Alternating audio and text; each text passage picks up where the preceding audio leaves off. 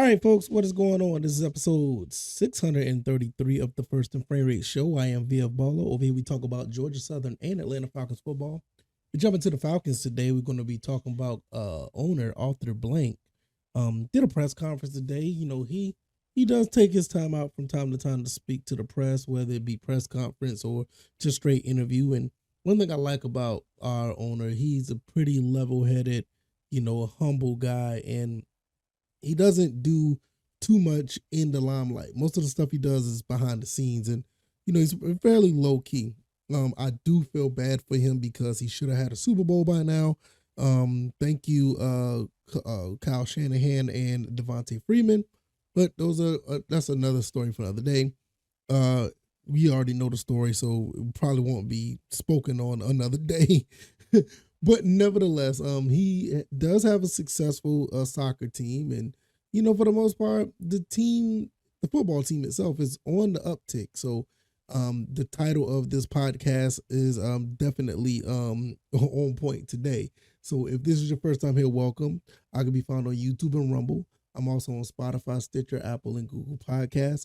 Take your time if you're listening on the podcast avenue. Give me a 5-star rating on that Apple Podcast Avenue. Also, leave a review. I think I'm gonna start reading some of the reviews again. Some guys do give some feedback in the comment section on YouTube, and I really appreciate it. Also, I really need to get back into the swing of things of reading the reviews on Apple because I haven't done it in a while. Also, I can be found on a Twitter, or I guess they call it X now, at VF Baller. And the website is firstandframerates.com. All right, let's just go ahead and just cut to the chase. Coach, no, I'm sorry, I'm about to say Coach Arthur Blank Smith, but owner Arthur Blank did a 20-minute press conference today, and basically what he was talking about was how he feel about the team, how he feel about the coaches in the front office, and he actually talked about Matt Ryan for a second, but I'm not going to get into any of that. Is one thing that I pulled from this press conference, and this is one thing I like to do when I look at a lot of articles or press conferences. I like to pull one thing out that I find that's important, and instead of going through the entire press conference, if I can help it, I'll try to pull one thing out. And he did talk about Desmond Ridder, but we've talked about Desmond Ridder for a while. But I want to talk about the expectations because he expects more from this team. Last 2 seasons, they won 7 games with a severely overachieving team. This team both of these teams had no business winning 7 games, being in the running for the the division title in both seasons. They were really close, almost to the last 2 or 3 weeks of the season. Both of these teams should have been winning anywhere between 2 and maybe 4 games. But they did pretty good for themselves. But now 2023, I'm going to tell you exactly what he said, and this is what I took out of this entire press conference, because this is what matters the most, in my opinion. He said they asked him about the 2023 season and what his expectations were. He said, I expect us certainly, I expect us certainly to, I said that backwards. Let me back up. Slow down, VF. I expect us to certainly win more games than we won the last couple of years. Where that puts us, or what number that will be, I'm not sure. So basically, he wants more. I don't think he just wants 8 wins. To be quite honest, I don't think he wants 9 wins. I'm pretty sure he wants the team to be above 500, and 9 and 8 does put you above 500. But I think he wants 10 or more wins. That's just my gut feeling, because I want 10 or more wins. I think 10 wins is the ceiling. If you're willing to win 7, if you're capable of winning 7 games with the teams that we had the last couple of years, and you make an overhaul of so much within this last 4 or 5 months, and you can't get 3 more wins out of what you put together, something's wrong. I think somebody that was in my comment section on YouTube a while back said that Coach Arthur Smith and Terry Fontenot was on a short leash. I will say this. As the days go by, I'm starting to believe that. I'm starting to believe it's maybe a shorter leash than we think. You can't gut this entire team, not only with personnel, but salary, revamp and overhaul this team the way you did and still be under 500. That right there is not going to fly. So at first I didn't think about it, but the more I think about it, I think he was on to something. And the way things are now, it would definitely be unacceptable if they go 7-10 again. 9-8, and maybe that'll be safe. But you gotta be over 500. So 9-8 is probably the safest bet. 10 wins is okay. 10 wins will probably win you the division. So 10 wins is cool. And I think 10 I think I said earlier 10 is the ceiling. I think 10 is the floor. You cannot win, you gotta win at least 10 or more. I just put it like that. And I feel like if you're going to overhaul this team and bring all this talent in, I will go 4 or 5 steps further. You need to get this team, Coach Arthur Smith needs to get this team in the running of NFC championships at least the next 3 years. And I say championship, so you need to be at least 2 or better.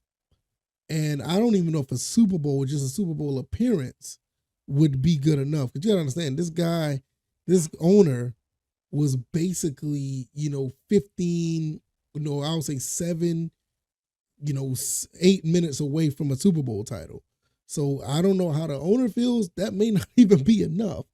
But me personally, I feel like you need to be in contention of the NFC title at least, the next in the next 3 at least 2 out of the next 3 years. I'll say 3 out of the next 5 years if you're going to be here that long. You need to make a deep playoff run because you don't overhaul this team just to continue to be at 7-10 or 9-8. The moves they're making, these are like 11 and 12 11, 12, 13 win moves. This is what they're doing. So the expectations, I totally get it. So with that being said, I'm on team off the blank all the way. You have to be in the running for a deep playoff run within the next few years, and it's not even to me, it's not even up for debate. Before I get out of here, I want to ask this: is this team capable of doing it? Are the expectations for that Arthur Blank has, are they obtainable? Are they reachable? Yes, I absolutely think they are. I mean, you see what Desmond Ridder is doing. He, everybody hangs on a bad pass in training camp or whatever the case may be. It is crazy. Don't get me wrong; it can't be consistent. But I'm not going to hang my hat on it like, oh my God, this is the worst thing in the world, because he looks pretty sharp out there for the most part. I mean, you just have to have the consistency to look like you want to be QB1. The defense is looking really good. I can't wait to see what these guys look like in about 10 days. You're going to see some of this defense playing against, some different talent, a different team in the preseason, and I can't wait to see that. Give you my thoughts and opinions on that. That's going to be really cool to see. And also, I want to see what this passing game is going to look like. The running game, I don't have a problem with the running game. So I think that with this team, the way it's set up, I think they have definitely can achieve what owner Blank wants to put out there. He wants this team to be competitive. Like I said, I feel for the guy. The guy was like really, he's supposed to have a Super Bowl ring on his finger. I know people like to troll and they like to talk about the Falcons. That's my team. I love them. I love the team or whatever the case may be. But I mean, if somebody really wants to be honest, this team should have had a Super Bowl ring, back, in 2083. There was no business for this team to collapse like that. And it happened and it sucks, but I'm not really hanging my hat on the team anymore. Like I said, it's 2 people that I already blamed earlier in this podcast. But when you have an owner that was that close, his expectations should be high. He put everything in place. He put the guys in place to make it happen. And albeit it's not Terry Fontenot and Coach Arthur Smith's fault, not by a long shot, but he just has expectations at this point. Yeah, certainly ever since then, the Atlanta United did get a championship in the soccer league, so he does have a taste for some form of championship, and the Falcons is his baby, and he wants the Falcons to be on top. And for all intents and purposes, ever since he's been here, he's done a good job trying to get the right personnel here to do some things. I mean, I think outside of the Bobby Petrino thing, I mean, outside of that, I mean, you basically, did a pretty good job with all your coaching hires, in my opinion. I mean, but I think at the end of the day, it is achievable. What the front office has done with this team is absolutely commendable. They've done a great job even prior to free agency. The moves and the draft picks and all the things they've done look like they've done something really good here, and it looks like they're going to be on their way. One thing I would like to say, one more thing before I get out of here. I want to see Frank Darby step up and do something. I mean, Frank Darby has just been all over the place the last few years, to be honest with you. But you just don't ever see him do anything. And he looks like he has all the tools to do so. I don't want to go down that path. It's a whole nother rabbit hole that I can go down on that one. But he's actually looking pretty decent in training camp too. I mean, this is year 3, sir. You know what I mean? I'm not gonna go no further with that. If you like this commentary, like button, share this podcast, subscribe to the channel if you haven't already. Let me know what you guys think, man. Coach Arthur, or not Coach Arthur, owner Arthur Blank has expectations. What do you guys think? I think that they're warranted. He needs to go ahead and put it out there on the line, and don't stop telling people what his expectations are. They want to win more games, and I believe he wants to win 10 or better.